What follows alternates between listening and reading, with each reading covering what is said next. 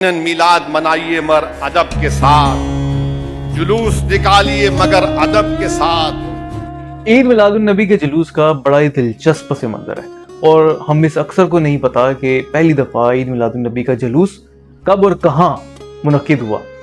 تو یہ بات ہے 1890 کے عشرے کی۔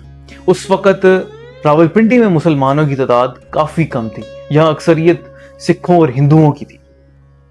ہوا کچھ یوں کہ مسلمانوں نے محسوس کیا کہ ان کی ایک جامع مسجد ہونی چاہیے، تو انہوں نے مہم چلائی، اور مہم کے نتیجے میں اگر آپ راولپنڈی آئے ہوں یا راولپنڈی میں رہتے ہوں تو آپ کو علم ہوگا کہ راجہ بازار کو جانے والے بہت سے راستوں میں سے ایک ہے جامع مسجد روڈ۔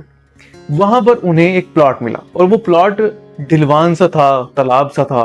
انہوں نے مسلمانوں نے مل کر مٹی سے اس کو بھر دیا۔ اب سکھوں کو معلوم ہوا کہ یہاں پر مسلمان ایک جامع مسجد بنانے لگے، تو انہوں نے رابطہ کیا اور مسلمانوں کو خبردار کیا کہ یہاں پر مسجد نہ بنائیں، اگر مسجد بنائیں گے تو ہمارے قریب ہی گردوارہ ہے تو مسائل ہوں گے۔ خیر مسلمانوں نے طے کر لیا تھا کہ ہم تو یہ بنائیں گے مسجد، تو اب مسئلہ ہو گیا۔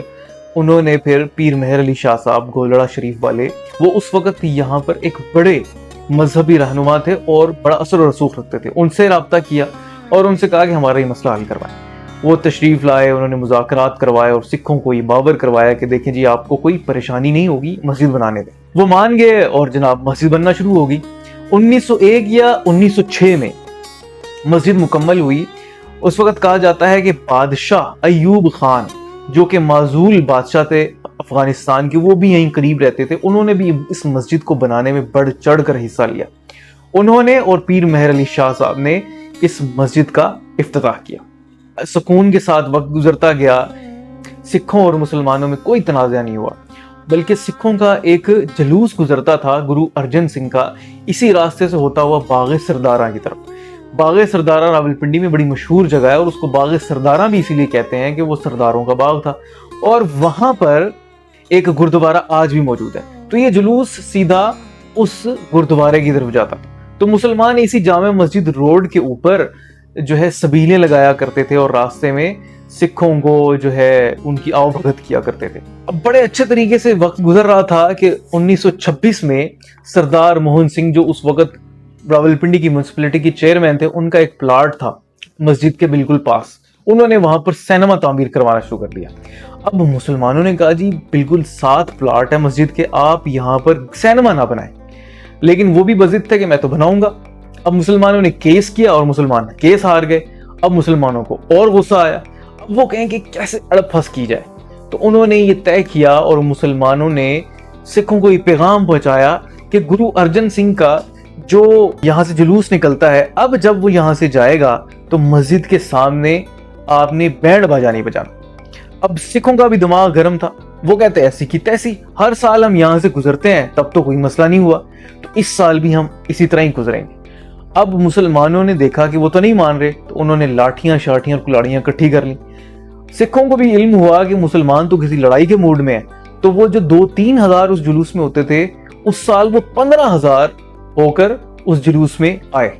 اب جب وہ مسجد کے سامنے سے گزرے اور وہ باز نہیں آئے، تو مسلمانوں نے پتھراؤ کیا، انہوں نے جوابی وار کیا اور بوال ہو گیا، اور اس کے بعد ایسا فتنہ پھیلا کہ مسلمانوں نے کوئی 250 دکانیں سکھوں کی جلا دی اور گھروں کو آگ لگا دی، کئی لوگ قتل ہوئے، فائرنگ ہوئی۔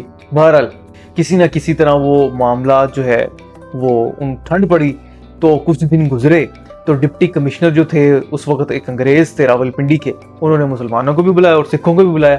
اب انہیں بھی پتا تھا کہ اگلے سال پھر یہاں پر جو ہے تماشا ہو سکتا ہے، تو جب معاملہ سارٹ نہیں ہو رہا تھا تو انہوں نے ایک مشورہ دیا، سکھوں نے تو نکالنا ہی ہے تو آپ بھی کوئی جلوس نکال لیں۔ اب مسلمانوں نے سوچا کہ ہم جلوس کاہے کو نکالیں، نہ دینی تعلیمات ایسی ہیں، نہ کوئی روایات ہیں، عیدیں ہوتی ہیں تو اس میں بھی نماز پڑھ کے گھروں کو چل دیتے ہیں، ورنہ قربانی کر لیتے ہیں۔ اب جلوس کی تو کوئی صورت سمجھ نہیں آ رہی، تو بہرحال ان کے ذہن میں ایک بات آئی۔ اس وقت 12 ربیع الاول کے دن کو 12 وفات کا دن کہا جاتا تھا، اس لیے کہ یہ متفق علیہ تھا کہ نبی اکرم صلی اللہ علیہ وسلم 12 ربیع الاول کو اس دنیا سے چلے گئے تھے۔ تو انہوں نے کہا جی ہم اس دن جلوس نکالیں گے، اور پھر وہ کچھ جلوس نکلا۔